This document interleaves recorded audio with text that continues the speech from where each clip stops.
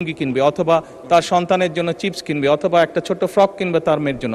ফলে local economy আস্তে আস্তে স্ট্রেনদেন হবে, লোকাল ইকোনমি আস্তে আস্তে বড় হবে। কাজেই মূল্যস্ফীতি হবে বলে আমরা মনে করি না, আমাদের কোনো রিসার্চে মূল্যস্ফীতি বলে না, বরং অর্থনীতি আরো সচল হবে, অর্থনীতি আরো স্ট্রেনদেন হবে, এবং লোকাল যে সকল